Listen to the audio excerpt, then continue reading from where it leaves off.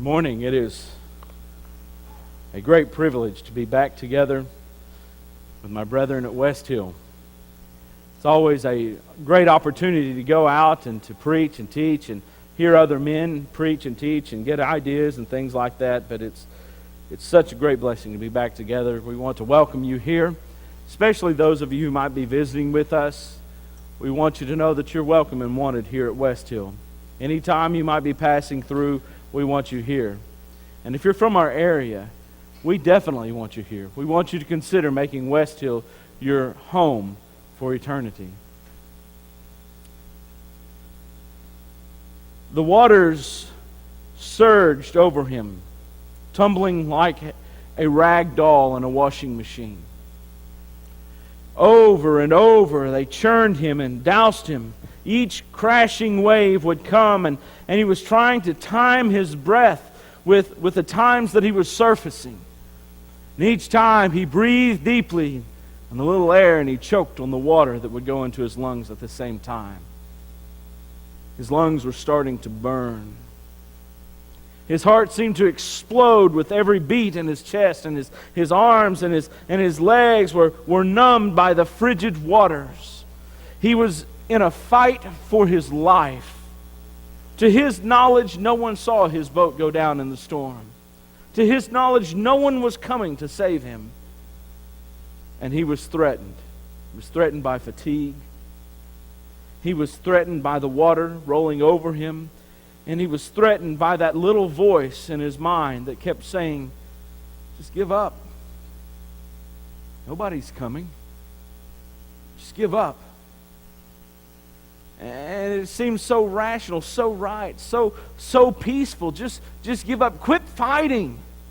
And just let it happen. You know, most of us are never in a situation that would be that terrifying.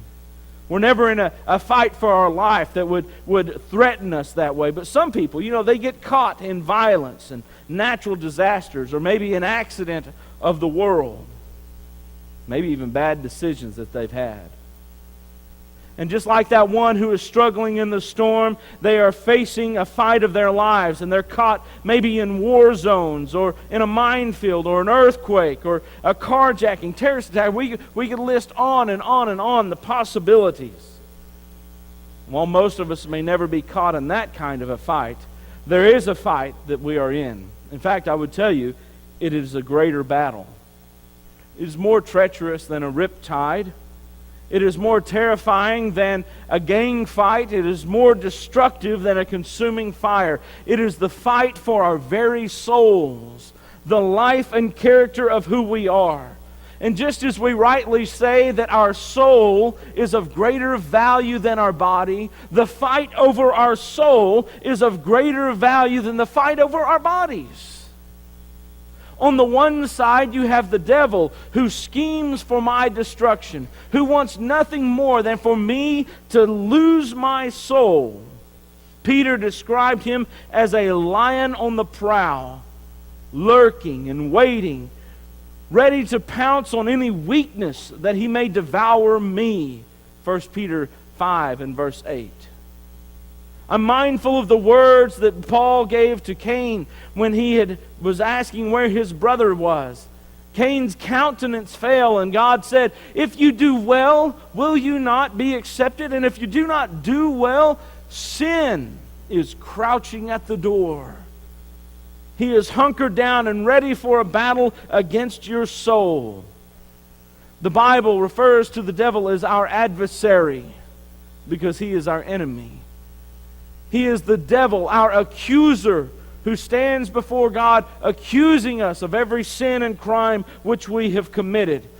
He is a murderer and a liar from the beginning. He is that old dragon, that serpent that is against us. That's the devil scheming.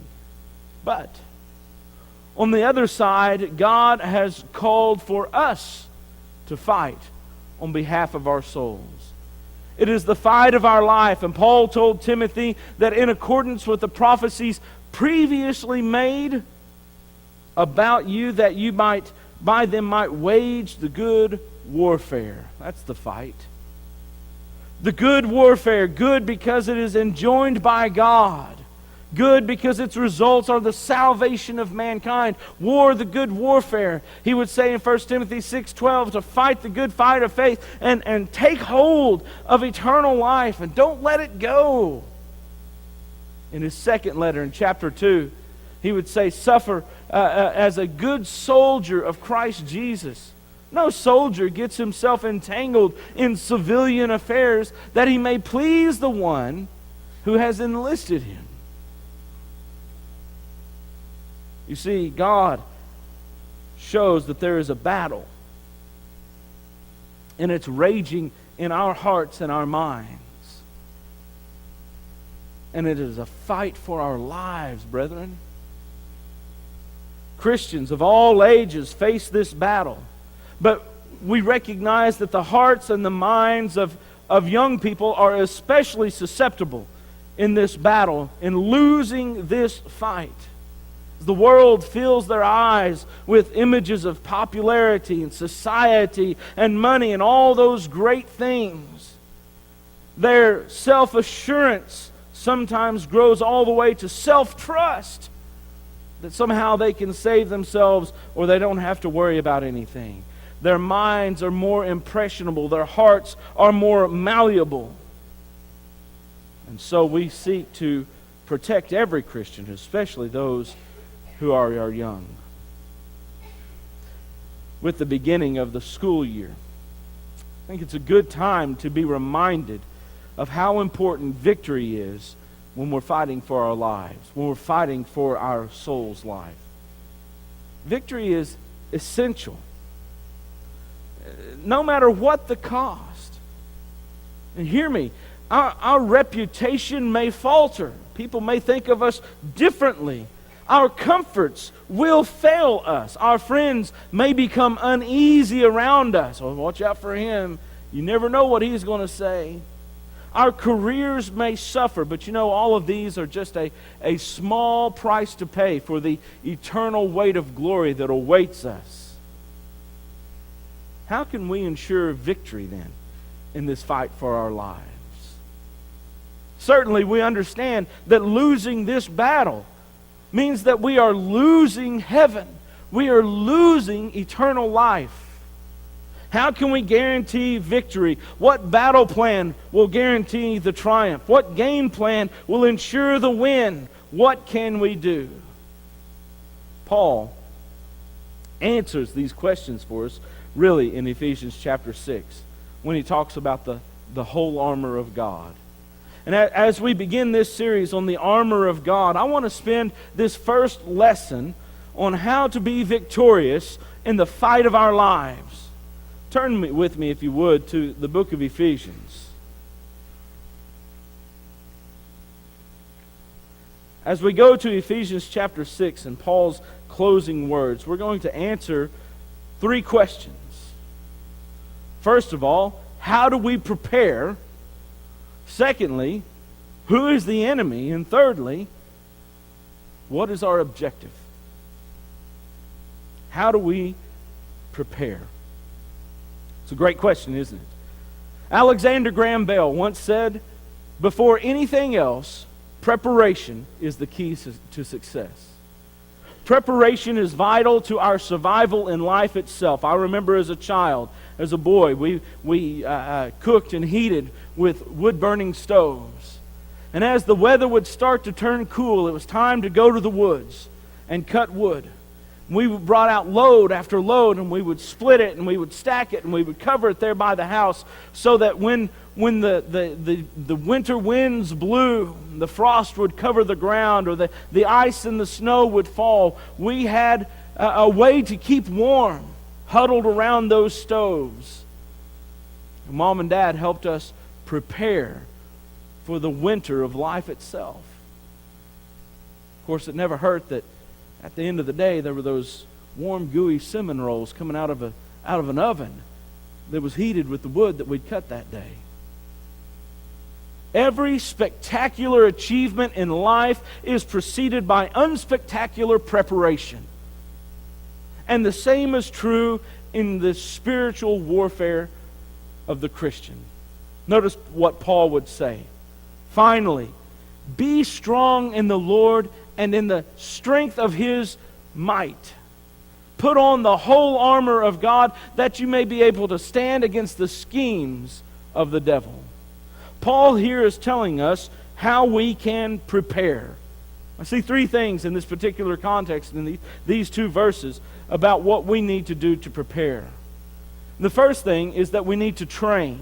Just like an athlete is going to train by hitting the weights or doing some conditioning or practicing his role in the game over and over and over, Christians must also train. But we train by seeking the God's power, the power that comes from God for our lives. Notice that Paul uses three terms that are very synonymous with one another. And they capture the idea of strength, of power, of might, of dominion. And they really cover the gamut of it. Notice he says, be strong in the Lord. The word here is passive. It might better be translated, find your strength in the Lord. It's not about my Christian acumen. It's not about my ability to accomplish, but rather it's about my recognizing my dependence upon God. I must find my strength in Him and not in myself. Notice Jesus' words in John chapter 15 when He would say, I am the vine and you are the branches. Whoever abides in me and I in him, it is he that bears much fruit. Now catch this last phrase. Apart from me, you can do nothing. Without your connection to me and my power, we cannot accomplish our Christian duty. It's impossible. Apart from me, you can do nothing. Just as a limb is severed from the vine, will never produce another grape, or whatever fruit it might be, when we are severed from Christ, we can do nothing. And so we must find our strength in the Lord. The second term he uses, he says, in the strength of His might. The word strength here is a different word. It's actually a word that is used throughout the New Testament, krate, to refer to God's power.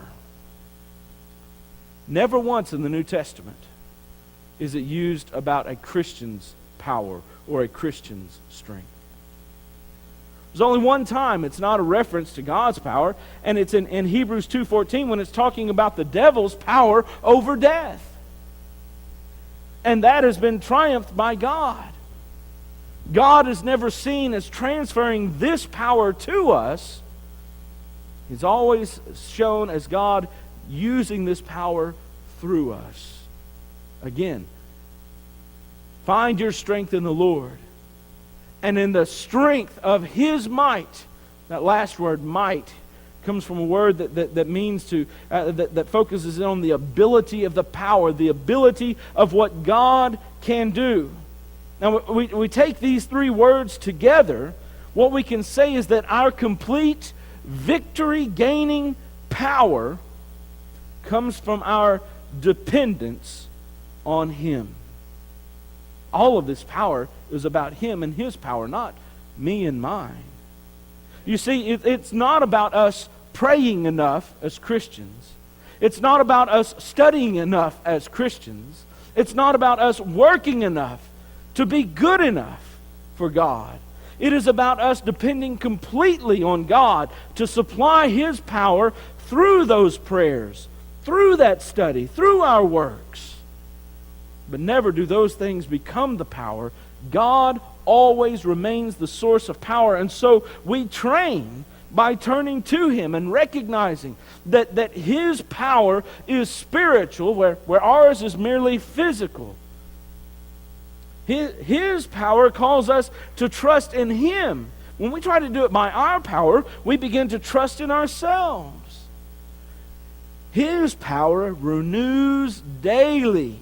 2 Corinthians 4:16. Our power decays constantly. His power takes dust and turns it into man. Our power takes man and turns him into dust. His power will end in victory. Our power will end in failure. So we've got to train. Train by gaining the strength that comes from God, not from within, but from without. Secondly, though, we must protect ourselves. Think about approaching a battlefield, and every soldier makes sure when the bullets are flying that his helmet is strapped down tight, that he has on his Kevlar vest if he has one. He wants to make sure that everything is right and in place, because the last thing he wants to do is go into battle unprotected, unprepared. I'm reminded of the book of Kings, in 1 Kings chapter 22, when Jehoshaphat has gone to the king of Assyria, Ahab, and he's talked to him, and he says, we need to go fight this battle against the Syrians. And the king of Israel says, I'll tell you what, you dress like a king, and you go out into the battle, and I will dress like a soldier, like a commoner. The funny thing is that the Syrian leaders said, don't fight with anyone except the king. It may be that Ahab had actually caught wind of that. But it says in 2 Kings 22:34 that as the king of Israel, that is Ahab, is riding in his chariot as one of the commoners, and the battle is not even engaged, it says that a man randomly drew his bow and fired an arrow. And it pierced between the scales of his armor, and he was mortally wounded. And he said to his chariot driver, let's get out of here. We've got to protect ourselves, and we do so by putting on the armor which God has given to us. An armor which has no chinks in it.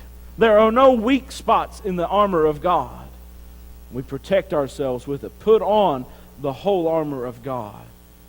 And then in preparation, we've trained by gaining the strength of God. We have prepared by protecting ourselves, by putting on the armor of God. And then we need to plan, notice, that we may be able to stand against the schemes of the devil.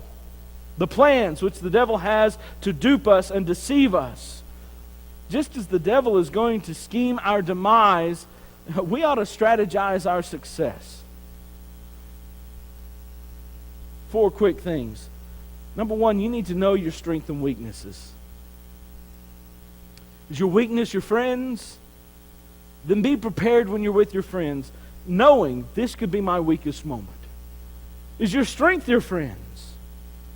Then great. Spend a lot of time with your friends. Know your strength and know your weaknesses. What is it that tempts you most? What is it that tempts you least? But always be on guard and knowing that the devil is scheming based upon our strength and our weaknesses. Secondly, I would say create some stepping stones to your objective. We'd say heaven's our objective, but that's one giant leap for mankind, isn't it? But what we can do is take small steps. Where should I be next week? Where should I be next month, next year, in 5 years, 10 years? Have a plan with stepping stones to get there. And don't let life deter you. That is, get you down and make you think you cannot do it. Don't let life whisper to you, give it up, give it up. And don't let life detour you, which is get your focus off the right path and go down the wrong path. The devil is constantly trying to do those things. Keep focus on your goal. And then finally, adjust. Adjust your plan. I like Jude 3 when he says, I was going to write about our common salvation, but I had to adjust the plan.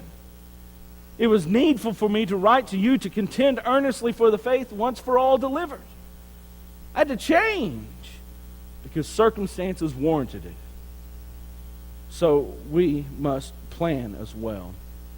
We see that first question then. Is how do we prepare? We prepare through proper training, through proper protection, and proper planning. But the second question is who is our enemy? When we look around, we need to know who the enemy is.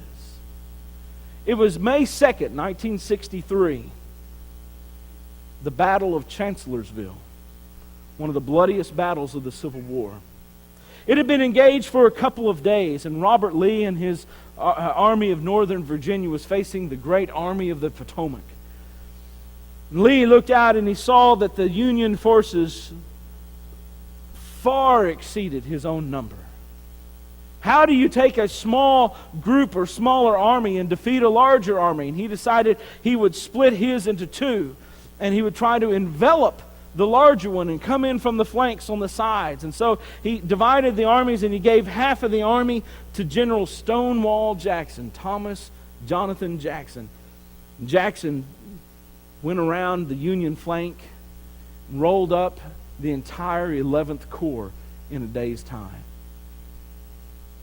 At the end of the day, twilight is approaching. Jackson and his aides are riding back to headquarters. And they're stopped by a line of rebel pickets who shot first and asked questions later. Jackson was hit with one bullet in his right hand and two in his left arm.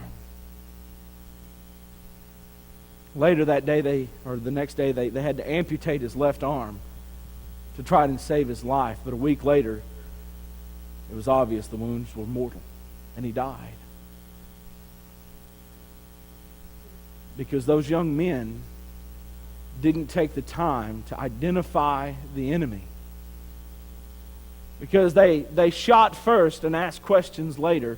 It was one of the costliest battles for the Southern Army. In fact, many believe that the loss of General Jackson was the reason why the South lost the war. It'd be hard to tell for sure one way or the other, but it's definitely true. It was a big blow to the Southern armies. Robert Lee was quoted as saying, when he first heard of Jackson's injury, said, "He has lost his left arm and I have lost my right." It was his right-hand man. We will not survive the battle if we do not take the time to identify who our enemy is. And Paul gives us in verse 12 who it is. For we do not wrestle against flesh and blood, but against the rulers, against the authorities, against cosmic power in the present darkness, and against spiritual forces of evil in heavenly places. Paul here is not trying to give us a dichotomy of the different kinds of demons in the world and angelology. Paul is trying to get us to recognize, first of all, that our fight is not a physical one. We do not overcome the greatest enemy the world will know by sword. We overcome him by the Spirit. We do not grapple with our neighbors in their lost state by wrestling with them, but we do it through prayer and teaching. We do not wrestle against flesh and blood. Ours is a spiritual fight for survival. We fight the rulers and authorities and cosmic powers of darkness, the spiritual forces of evil in the heavenly places. These are all generic terms which are used to identify the devil and his army. And that army includes people and demons. I know this because of where they work. Notice, he says that the cosmic powers, they work in darkness. What is darkness? How would they have understood darkness? If we were to turn back one chapter to chapter 5, beginning in verse 7, Paul would say, "Therefore do not associate with the sons of disobedience, for at one time you were darkness." Those before Christ, people before Christ and his salvation, are darkness. But now he says, you are the light of the world. Walk as the children of the light. For the fruit of the light is found in all that is good and right and true. And try to discern what is pleasing to the Lord. And take no part in the unfruitful works of darkness where you once were. Instead, expose them. Shine the light of the Lord upon them. Expose them. For it is shameful even what they are to speak of the things that they do in secret. But when anything is exposed by the light, it becomes visible. We think of that and we see that darkness is our life before Christ. Darkness is the way of the world. Darkness is in this realm. And so these rulers and authorities and cosmic powers that he uses here are things that are happening right here on the earth. But we also see in that verse that the spiritual forces of evil are at work in heavenly places. Heavenly places is the realm between earth and the throne of God, often referred to as that angelic realm, the unseen place of activity for God's angels and the devil's demons. Think about it. In Job 1, when Satan comes before God, and God asks him in verse 7, "Where have you been?" He says, I've been going to and fro on the earth, from walking up and down upon it. In Job 1 and verse 7, there is a realm in which the devil and his angels are able to act, which is unseen to the human eyes. Think about the angel that came to comfort Daniel by giving him a view of the future. In Daniel chapter 10, he said, "I was on my way, and the prince of the king of Persia withstood me. I wrestled with him for 21 days, and finally, Michael, the archangel, came and fought with him. And we were able to be triumphant, and I was able to come to your side and give you this vision." That's not something Daniel would have ever seen. It's not something we could have seen with our human eyes. That was in the heavenly places, in that angelic realm. In 2 Kings 6, one of my favorite passages, the king is upset with Elisha. The king was always upset with Elisha. He says, "Where is that seer now?" They said, "Well, he's in the town or the city of Dothan." The king sent his entire army to Dothan to capture Elisha. That morning, Elisha and his servants step outside the door. And the first thing that the servant sees is the king's army, encompassed all the way around them. And there's no escape as he's looking around, and he is just terrified. And Elisha prays that his eyes might be opened. And for just a moment, God pulled back the veil and allowed the servant to see what Elisha already knew was there. The host of God, arrayed for battle, far outnumbering this mere king's army. And then in a split of irony, Elisha prays that army, the king's army, would be blinded. Where the servant's eyes were opened, the other army was blinded. Victory was gained. There's an entire angelic realm that we do not see. Some that are fighting against us, the devils, and some that are fighting for us, gods. He says of them in Hebrews 1:14, are they not all ministering spirits sent out to serve for the sake of those who are to inherit salvation? They're here working on our behalf. We may not see them, but they continue to work. Every one of them is identified by their works, just as we are today. By their works you shall know them. These were the ones that worked for the devil. That's our enemy. He seeks to ruin our relationship with God by tempting us into disobedience, by closing our eyes in ignorance, by corrupting our minds, anything he can do to separate us from God. The devil is seeking to ruin our relationship with one another by putting in our hearts greed and hatred and anger and lying that breaks down the relationship we have with one another. These are the schemes of the devil. And there are plenty of people, false prophets, and those who are enemies of God, and plenty of demons to lure us away from God. Think about it. 2 Corinthians 11:14 says he comes as an angel of light. The devil looks close to the right. He looks like the right way to go. There's enough righteousness in him that many people are duped to accept the lies and the sin that is in him as well. But one thing Paul has already identified about this enemy that's so amazing to me comes in the first chapter, where it says that God has raised him from the dead and seated him at the right hand in heavenly places, notice, far above all rule and authorities and power and dominion. What does that sound like? We wrestle not against flesh and blood, but against the rulers, against the authorities, against the cosmic powers, against spiritual forces or dominions.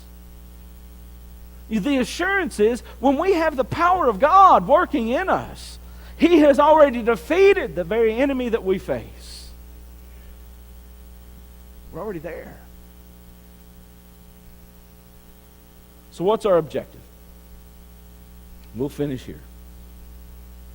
Every war needs an exit strategy.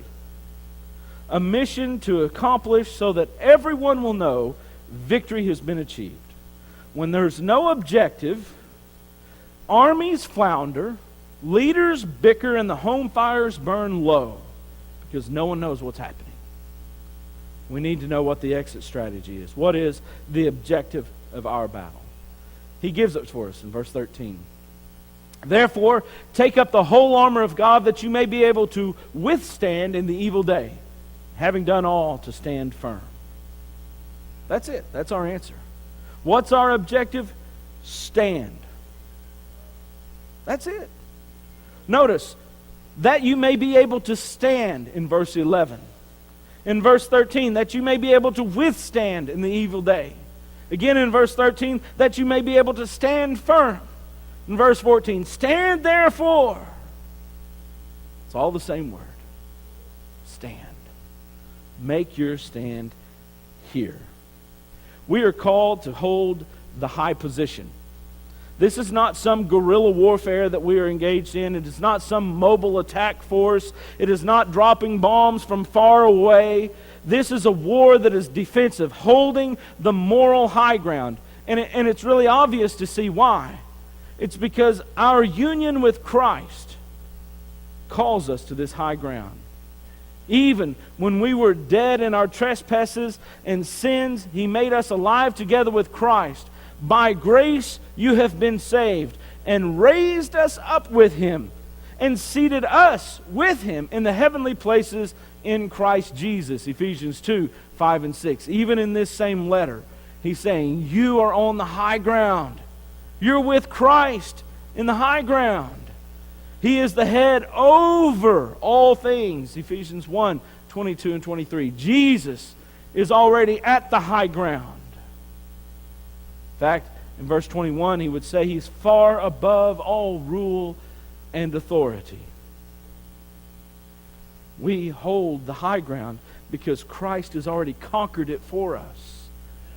And our job is simply to make sure we maintain that moral clarity. We stay on the high ground and we defend against the devil's attack.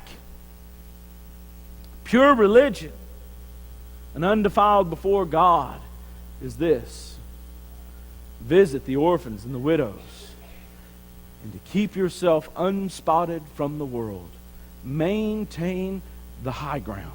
Defend yourself from his attacks. And so we stand. That's our objective, to stand against the schemes of the devil, to stand against laxity during the waiting evil days, to stand against the compromise with darkness, to stand against the lack of preparation, and to stand for God's plans, to stand for the coming eternity of our lives, to stand for the light which God shines upon us, to stand for spiritual preparation that will save us in this evil day. What's our objective? To stand. Who's our enemy? The devil and his minions. How do we prepare? Through training, protection, and planning. Let's go back for just a moment to that storm-tossed sea. In the water is the one struggling, fighting for his life. And we left him with the waves crashing over him as he fought to keep his head above water. And I look out and I see that I am the one in the water. You are the one in the water, fighting for your life, fighting for your very soul in the most important battle you will ever fight. Everyone is that person in the water, adrift in a sea of sin, with the storms of iniquity threatening to drown our very souls. Doubt and the devil are whispering the words, give it up. Just give it up. Let it go. And then there's Jesus. And He is calling, keep going. Keep going. You can make it. Your survival depends on you. I'm the one in the water. I'm the one fighting for my life. My survival depends upon me saying yes. And so I keep kicking. I keep treading water. Keep breathing. Yeah, at times I'm going to choke on some of the water. But I'm not giving up. And God calls the battle horn. He sounds it for us and He says, come fight with me. We can't sit this one out. We can't afford to lose it. We can't pretend it doesn't exist. Let's fight. Let's fight together, arm in arm. Let's be the army of the Lord forevermore. If this morning you're outside, maybe you've not enlisted in this battle, you're not part of Christ, I understand the world is enticing. Give it up. Give up the world and embrace the grace of God. If you're ready to obey the gospel this morning, all things are ready for you to be baptized for the remission of your sins, to start that new life here and now. If you're ready, won't you come while we stand and while we sing?